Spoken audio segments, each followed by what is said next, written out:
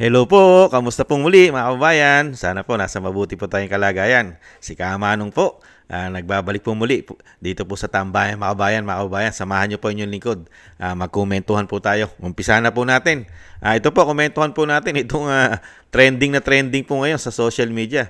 Ito pong isang kabataan na nagtanong po sa ating sa Pangulo, sa kay Pangulong Marcos Jr. mga tamay. Nagtanong po ang isang kabataan kung paano raw po magagawing kaakit-akit ang farming o yung pagsasaka.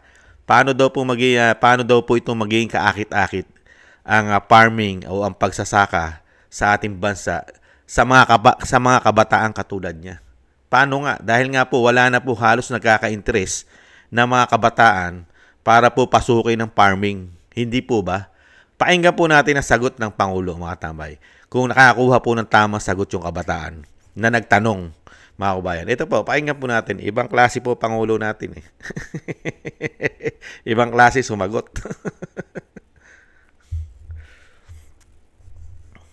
Ayon sa isang para po sa aming mga kabataan at ako po ang boses nila ngayon. Ano po ang hakbang ng ating gobyerno para gawing kaakit-akit ang farming bilang karir po dito po sa ating Pilipinas? Siguro, alam nyo na tama yun, na magbigat. Siguro, tama talaga yun kasi ang average age ng ating mga magsasaka at saka mangingisda masyado ng mataas. Dahil nga, mahirap nga ang buhay ng magsasaka. Kaya siguro yung mga nakapag-aral na, yung mga anak natin, nakapag-aral na, gusto nila nasa air condition silang opisina at medyo maginhawa. Dahil talaga ang hirap ng buhay. Nakikita namin yan sa probinsya, ang hirap ng buhay ng magsasaka. Ngunit, ang tanging sa akin palagay, at kami ni Secretary Kiko ay pinag-usapan namin ng matagal ito, paano natin pababain yung average age ng ating mga magsasaka. Kailangan natin pumasok sa mga bagong teknolohiya. Dahil yun, kailangan talaga natin para maging yung bawat hektarya natin, mas malaki ang yield, mas malaki ang ani, paano natin gagawin yun? Ang nakakaunawa at mga talagang practitioner, ika nga, ng high-tech agriculture, intensive and extensive na type of agriculture, ay ang mga kabataan, silang magtuturo sa atin ng mga bagong teknolohiya. At yan, palagay ko, ay magiging interesting na yan, magiging interesante na yan para sa ating mga kabataan, para nakikita nila na hindi lamang may magandang hanap buhay naman ang magsasaka. Kahit na may kahirapan talaga ng konti, siyempre, kailangan masipag at lahat. Masipag naman ang Pilipino kahit naman yung mga bata, masipag naman talaga. Basta't may nakikita silang resulta. Kaya sa aking palagay, yun ang ating pwedeng gawin. At para sa mga mas nakakabata, ay sasabihin nila, interesante ito. At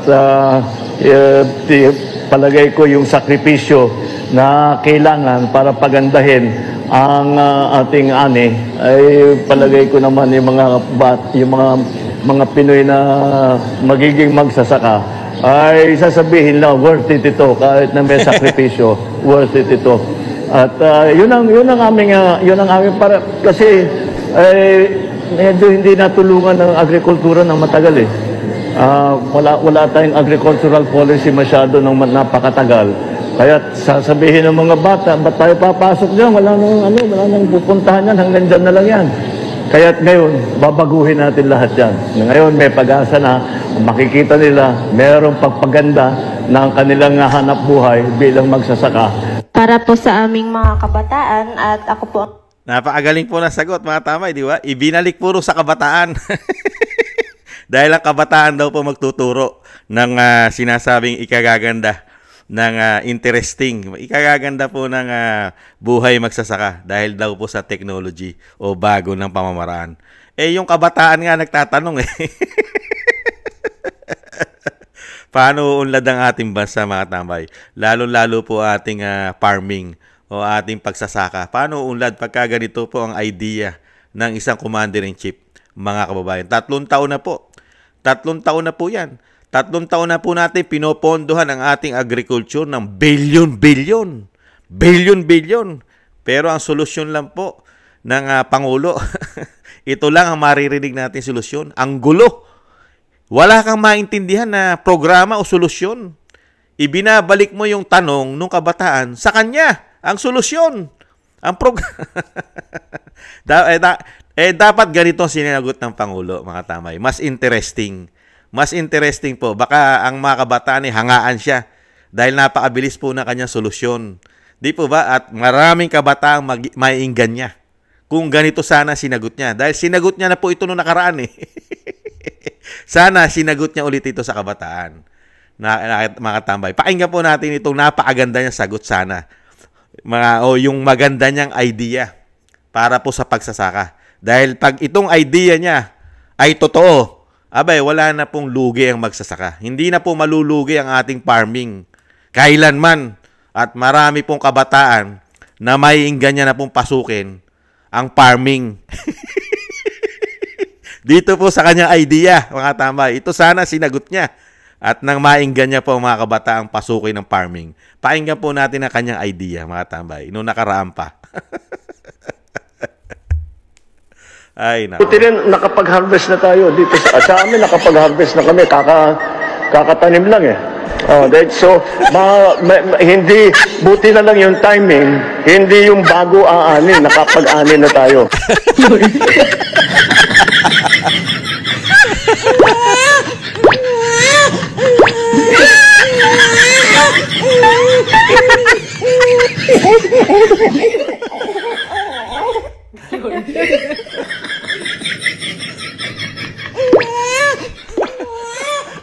Nakita nyo mga tambay? Nakita nyo po, katatanim lang, na-harvest na agad sa kanila. Dapat ganun po ganun po sana ang sinagot niya sa kabataan nagtatanim para interesting. Ang mga kabataan ay pasukin. Katatanim pala sa kanila pero harvesting na. Ulitin po natin, mga tambay.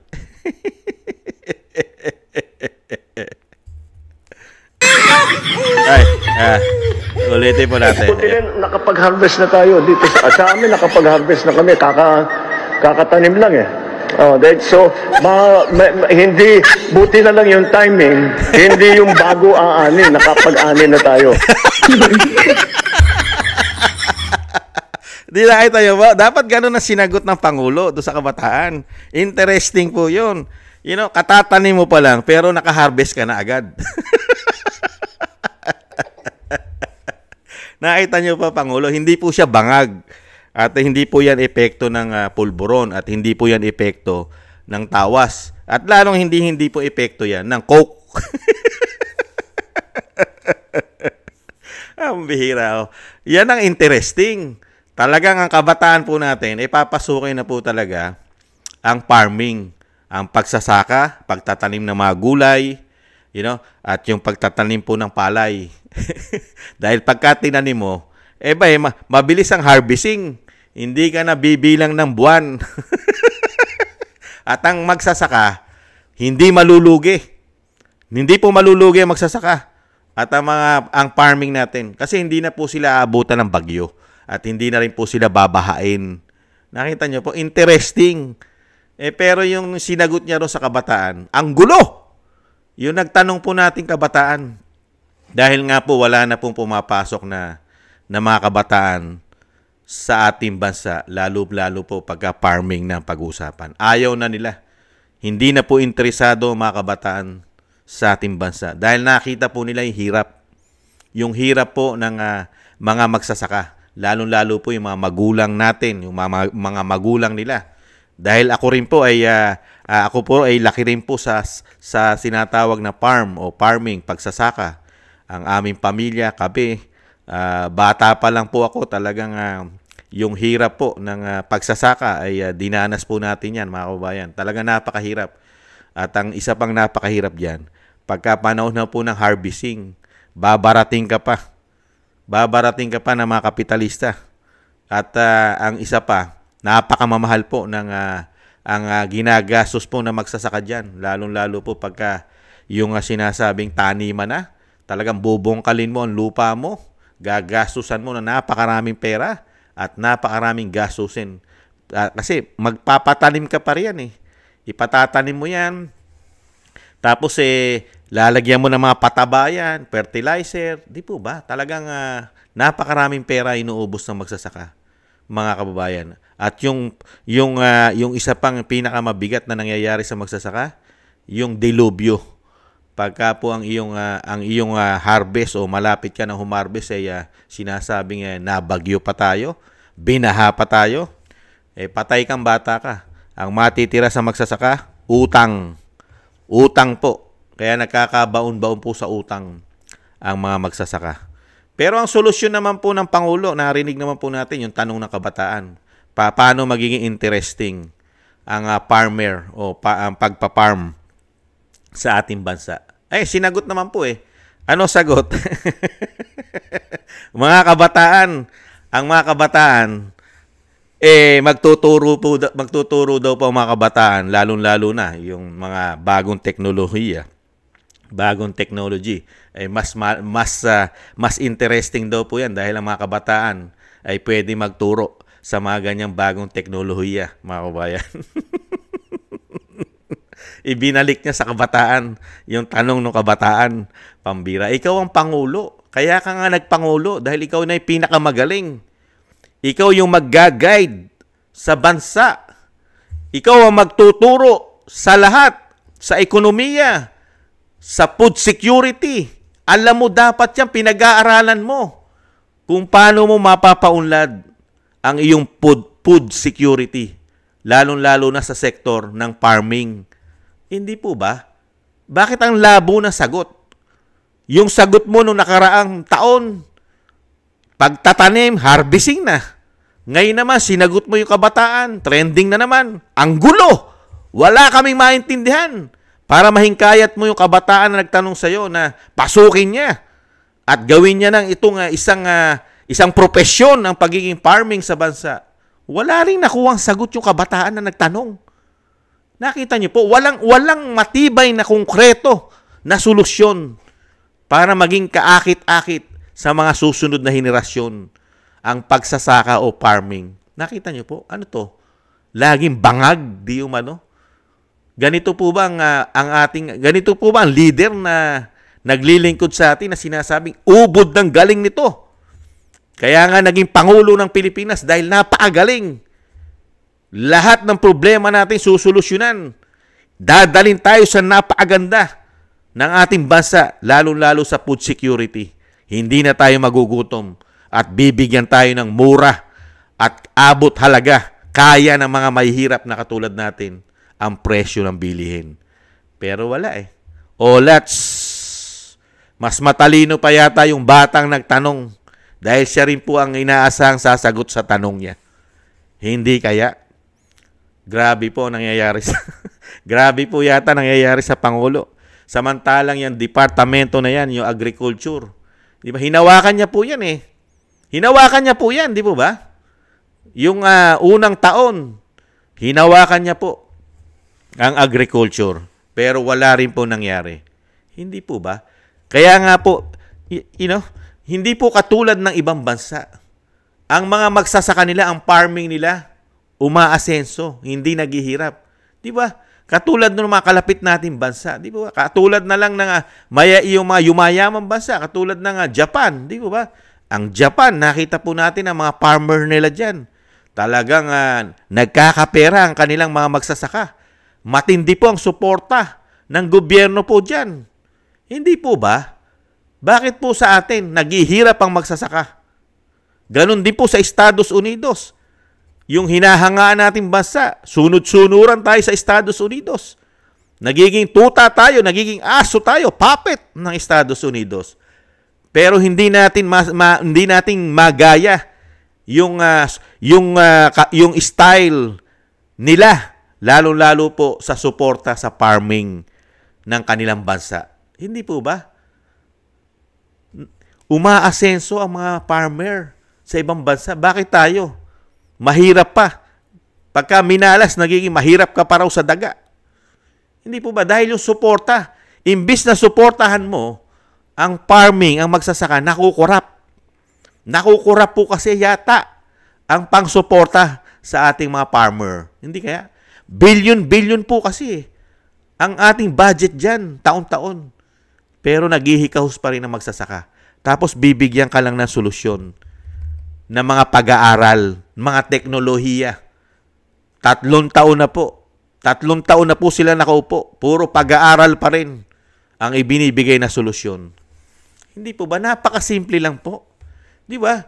Ang hirap ng sitwasyon ng magsasaka dahil alam naman natin sa bansa natin, immune na immune po tayo saan?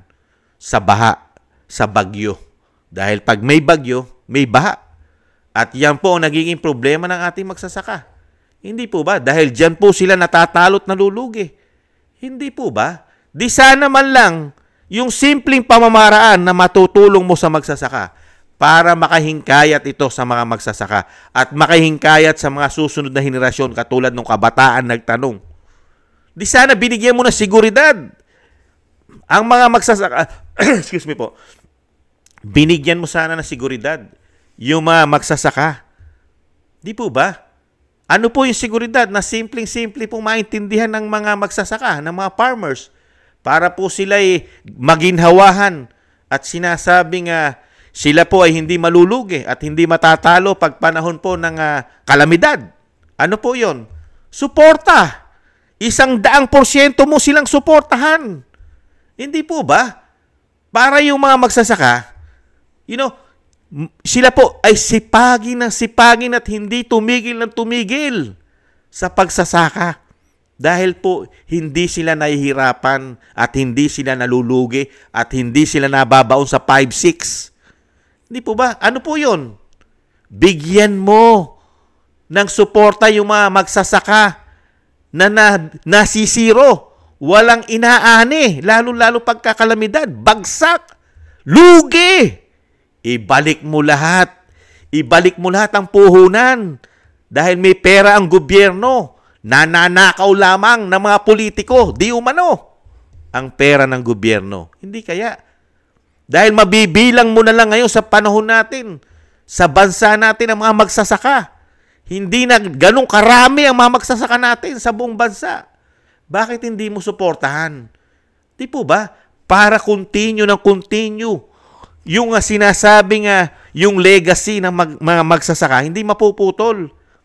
Hindi siya mapuputol, dadami at patuloy na merong gagawa at merong maiinggan niya.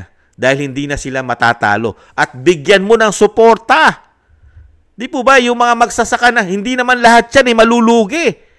Di po ba? Ang susuportahan mo lang yung talagang nalugi, hindi kumita dahil nagtanim ka ng ilang buwan, susuportahan mo ngayon yon yung kanilang kabuhayan. Hindi po ba? Parang bibigyan mo sila ng food stamp. Di ba? Parang ayuda.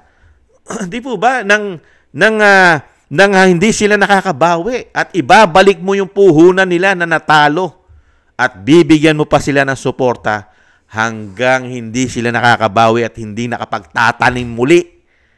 Hindi po ba? Simple. Dahil may pera ang gobyerno Nakukurap lang. Di po ba? Di yung mga magsasaka, wala silang intindihin na sila hindi makakabayad sa mga utang nila. Di po ba? Dahil even ka lang. Ang natalo lang sa'yo, yung pagod at hirap mo. Pero yung pera na ibalik sa'yo ng gobyerno, makakabayad ka pa sa utang mo. O kaya, gobyerno naman ang mamumuhunan. Di po ba napakasimple nun? Gobyerno na mamumuhunan sa mga magsasaka. Kung magkano lahat ang gagasusin, lahat mula umpisa hanggang matapos ang mga magsasaka. Gobyerno ang mamumuhunan. Ngayon, di po ba? Dahil gobyerno rin ang bibili ng bigas. Di po ba? Ngayon, kung malulugi yung mga magsasaka at hindi nakaani ng maganda dahil nga po nasa kuna. Ang mga magsasaka, wag mo nang singilin. Dahil nga nadali ng kalamidad. Magpapatalo na ang gobyerno dahil taxpayer naman yan. Taxpayer money yan. Hindi po ba napakagandang pabor yan sa mga magsasaka? Napapagod man sila pero Binibigyan sila ng suporta ng gobyerno na galing sa taxpayer money. Hindi yung taxpayer money natin nakukurap nila. Imbis na suportahan mo mga magsasaka at mga farmers natin, mga nagtatanim ng gulay, pati mga mangingisda natin, bibigyan mo ng suporta mga mangingisda. Di po ba? Tayo na lahat ang magbibigay. Kasi ganyan ang ginagawa sa ibang bansa. Sinusuportahan ng gobyerno ang mga farmer nila. Hindi nalulugi ang mga farmer dahil gobyerno ang nangangapital. Hindi po ba? Wala nang iintindihin po ang mga magsasaka dahil gobyerno na magpipinans sa lahat. Ngayon, ano po mangyayari sa magsasaka? Pagka kumita po sila, hindi po ba? Doon naman sila maikinabang. Huwag mo naman babaratin yung kanilang harvesting para naman kumita at gumanda ang buhay ng magsasaka. Hindi po katulad ngayon. Pag panahon po ng harvesting, binabarat po nila ang palay ng mga oligarko, namumuhunan dyan, mga kapitalista. Hindi po ba? Napakadaling solusyonan. Bakit po? Iniipit nila magsasaka. Ayaw nilang bigyan ng napakagaang na solusyon ng magsasaka. Kasi wala na silang mananakaw. Wala na po yata silang makukurap.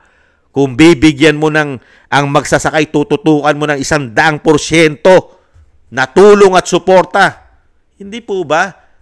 Yan po ang easy Napakasimpleng solusyon. Kisa nakawin mo na nakawin ng pondo ng DA, isuporta mo sa lahat ng magsasaka, farmer, mangingisda. Di po ba? Lahat, pati mangingisda, ikaw na lahat ang mangangapital, pati gasolina nila sa kanilang pag-harvest o sinasabi panguhuli ng mga isda. Di po ba? Wala nang kapital ang mga mangingisda, wala nang kapital ang mga magsasaka natin, magtatanim ng gulay, magtatanim ng palay, kung ano-ano pa man. Di po ba? Nakita mo po, sa sisipagin ng ating mga magsasaka at susunod na susunod po ang mga susunod na henerasyon, magkakaroon po na idea. Kasi napakaganda na ng programa ng gobyerno. Hindi po ba? Hindi na po sila mababounce sa sobrang utang lalo sa mga 5-6. Hindi po ba? Kaya nga lang, hindi naman po gagawin ng gobyerno yan. Bakit? Wala na silang mananakaw. Kung isusuporta mo lahat sa mga magsasaka, sa mga isda, wala silang nanakawin. Hindi kaya? Hindi po ba? Wala kasing suporta sa gobyerno. Puro pangako lang. Pangako. Ayaw po. Saan po ang ginagawa? Puro ayuda lang. Kasi ang nangyayari po sa ating bansa, yung mga politiko po lang nakikinabang ng pera ng gobyerno. Napakalaki po ng pakinabang nila sa pera natin, sa tax natin, dahil nakukurap nga po di umano. Di po ba? Kaya hindi po aasenso ang ating mga mangingisda. Hindi po aasenso ang ating mga farmer, magsasaka, mga nagtatanim ng mga gulay natin. Hindi po aasenso yan. Dahil po, lahat po ng pumapasok na gobyerno, ang isa pong nakikita po natin yan, puro pang sariling interest lang yata. Yung makukuha at magaganansya nila at yung makukurap nila, di umano, sa bawat departamento na hawakan nila. Katulad po yata ng DA, Department of Agriculture. Kaya nga po nag-iiyakan ng mga magsasaka. Kasi walang konkreto na tulong na ibinibigay. Di po ba? Kasi ang ginagawa ng gobyerno, ayaw magpalugi. Di po ba? Bibigyan ka, pautangin ka lang. Puro ganun po pautangin ka, bibigyan ka ng puhunan, pero babayaran mo rin. Hindi po ba?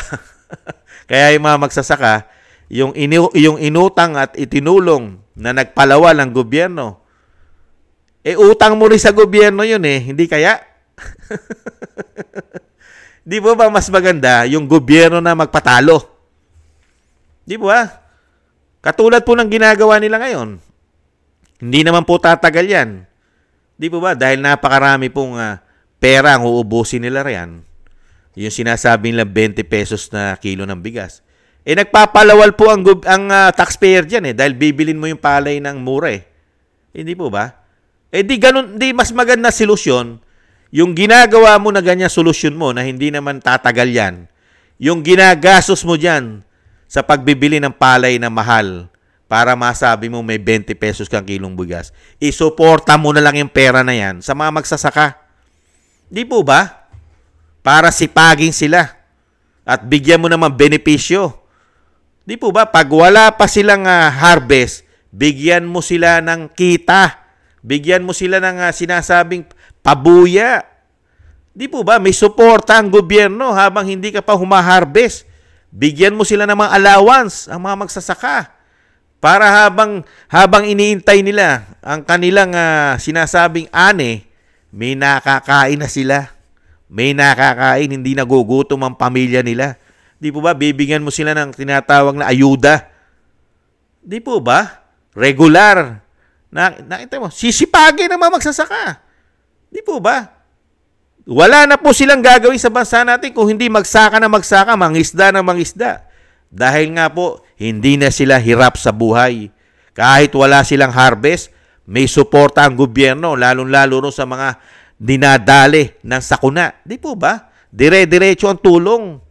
Di po ba? Di walang iiyak na magsasaka, walang iiyak na mangingisda, walang iiyak na farmer. Di ba? Dahil ang suporta ng gobyerno ay kumpleto. Kaya lang, ano po makukuha natin solusyon sa Pangulo? Nakita niyo po yung sagot sa kabataan. Yung kabataan na rin mismo magsusolusyon. At nagbigay naman po ng solusyon ng Pangulo. Sa kanila raw po, katatanim lang, pero hina-harvest na. Nakita niyo po yun? Sagot ng bangag yun, di umano. Yun yung sagot ng mga nakatira yata ng coke, ng tawas at pulburon. Hindi kaya? Unbelievable, mga kabayan. Kaya tunay nagiging trending ang Pangulo sa kanyang mga idea at sagot na hindi maintindihan ang kanyang mga sagot at ang kanyang mga idea na sinasabing makakatulong sa mga Pilipino. Hindi po ba? 3 taon nga saan tayo dinala ng Pangulo para makatipid daw tayo sa ating mga sinasabing gastusin natin sa ating mga pangangailangan sa pagkain. 3 taon, saan tayo dinala ng Pangulo? Sardinas, rollback, piso na sardinas, ni rollback. Nakita niyo po? Programa, solusyon sa kahirapan, sa nagmamahalang bilihin. Ang solusyon ng 3 taon, rollback, piso, sardinas. Ano makukuha nating sagot at solusyon sa kahirapan natin? Nada! Wala! Di po ba? Wala. Nagkaroon po tayo ng Pangulo na hinahangaan po. Hinahangaan nila, lalo-lalo ng mga media. Hangang-hanga sila sa mga idea at talino ng ating Pangulo. Unbelievable. Maraming salamat po mga tambay sa gusto po ng ating Tambayang Makabayan sa YouTube at TikTok. At ganun din po sa mga nagko-comment, like, share, and subscribe. At syempre po sa ating mga subscribers, maraming salamat po. Mabuhay po kayo mga kabayan. Shoutout po sa inyong lahat. Thank you po. At syempre po, thank you rin po sa mga nagbibigay po ng biyaya at tulong sa inyong lingkod. Shoutout po, Norma Garcia, Michelle Yamaguchi Vlog, Rosalina RK,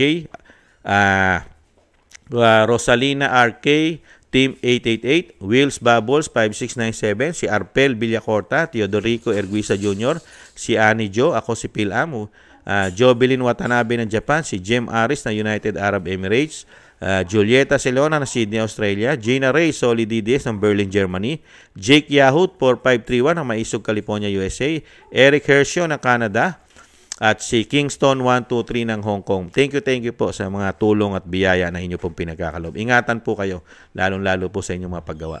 At bago po tayo magtapos mga kabayan, yung lagi ko pong hinihiling na pagsama-samahan po natin, na isama po natin sa ating panalangin at dasal na maingatan po ang pamilya Duterte, ang Vice President at ang dating Pangulong Duterte na madugtungan pa po ng mahabang buhay at kalusugan at kalakasan at makabalik pa po sa lalong mabilis sa ating bansa mga kababayan. Isama po natin sa ating mga dasal. Thank you po. Muli po mga tambay, paalam po muna. Ingat-ingat po tayo mga tambay. Napakahirap na po ng panahon natin ngayon mga kababayan. Dahil ang solusyon ng Pangulo natin, kayo na po ang makakasagot. Ingat-ingat po. Paalam. Bye-bye.